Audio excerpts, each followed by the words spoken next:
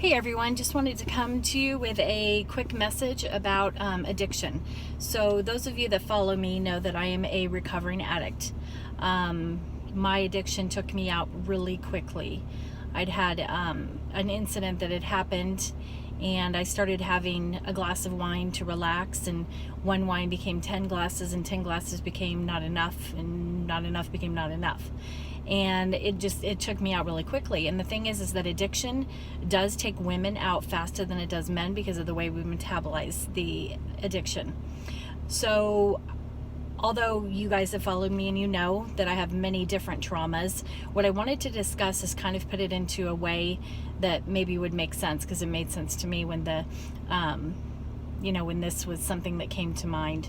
I feel like, the Lord is the one who, gives me any wisdom that I have. So I do want to make sure to give him credit. But you know how, like, when you're climbing up a mountain, we've all climbed up a mountain, whether it be a short one or tall one, we've all climbed up one, and it's not easy.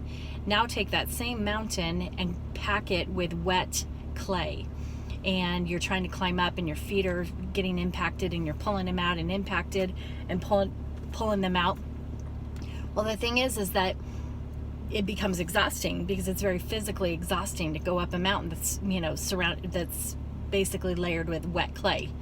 And so you sit down and you realize that you can't make it, and you give up.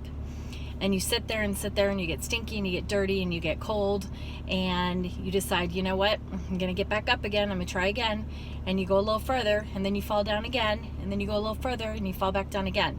Then you realize that part of your problem is that you have a backpack full of rocks on you, and that backpack symbolizes all of the pain, regret, remorse, everything that you've been through. And so it dawns on you that, if you release some of this, you might be able to, you might feel lighter, and you may be able to get up that hill a little easier. And so you take a rock out, and then you go a little further, and then you take another rock out, and you go a little further, and you take another rock out. Doesn't mean you're not still climbing up a mountain with clay, but as you get lighter, it gets easier. And you want to get to the top of that mountain, because at the top of that mountain is grass and a waterfall and fruit trees, and just, is just where you want to be. So you get to the top of the mountain finally, and you look back and you realize you've emptied your backpack of most of the rocks. And the rocks that you have are manageable now, and you can work on those. But basically, then you see someone behind you, and they're walking up that same mud mountain, and you yell down to them, "Hey, step on the rocks, it'll make it easier." And you find that your experiences with your own trauma and addiction, and the way that the path you took now makes you someone who can make that path a little lighter and easier for the next person.